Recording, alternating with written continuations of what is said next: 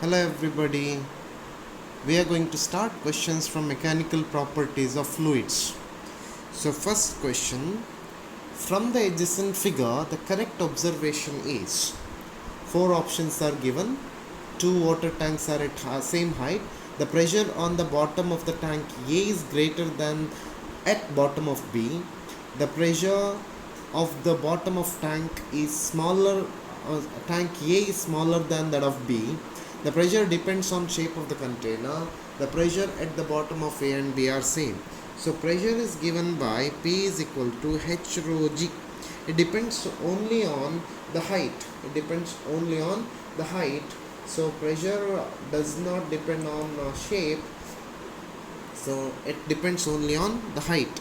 The two tanks are exactly at same height. That is why option D is correct. Second question, my dear students.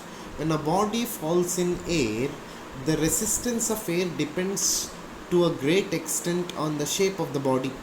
Three different shapes are given. Identify the combination of air resistance which truly represent the physical situation. The cross-sectional area are the same. So one disc is given, a ball is given, and cigar shaped shape is given. So a streamlined body has less resistance to the resistance due to air. So option C is correct here. Option C is correct, my dear students. For second question, option is C. That is 3 is very less, 2 is greater than that, whereas less than disc, and disc is having highest air resistance.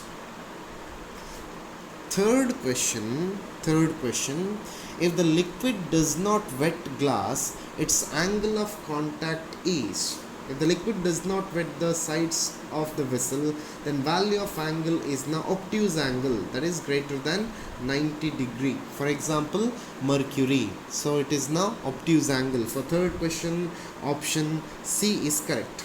Option C is correct for third question. Fourth question, my dear students. A rectangular vessel, when full of water, takes 10 minutes to be emptied through an orifice in its bottom. How much time will it take to empty it when half filled with water? So there is one particular water tank, fourth one, and this is now fully filled with water and it has to come out. It has to empty it with the help of an orifice.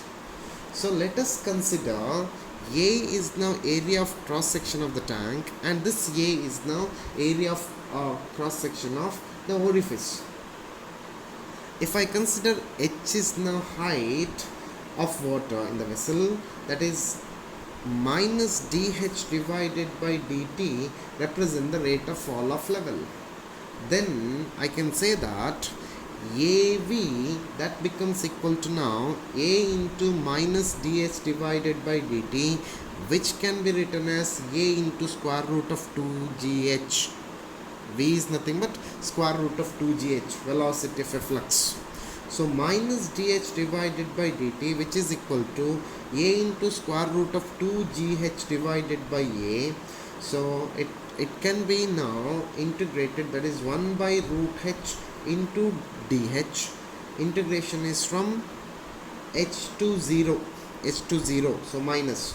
So this is equal to now A root 2g divided by A integration of dt, that is from 0 to t. This becomes, my dear students, minus of minus 2 root h, which is equal to A into root 2 gt divided by A, or T is equal to now A by A into 2h divided by g, or it becomes now T is equal to A by A into root 2g into 2 root h. So if we simplify, it is the thing now. So T is directly proportional to root h. So I can write this as T1 divided by T2, which is equal to square root of H1 divided by H2, or T2 becomes equal to now T1 into root of h2 divided by h1, which is equal to 10 into h1 divided by 2 times h1, 2 times h1. So it becomes equal to now 10 by root 2. So it is now 5 root 2, or it is now 7 minutes. 7 minutes means option B is correct for fourth question. Option B is correct for fourth question. Fifth question now.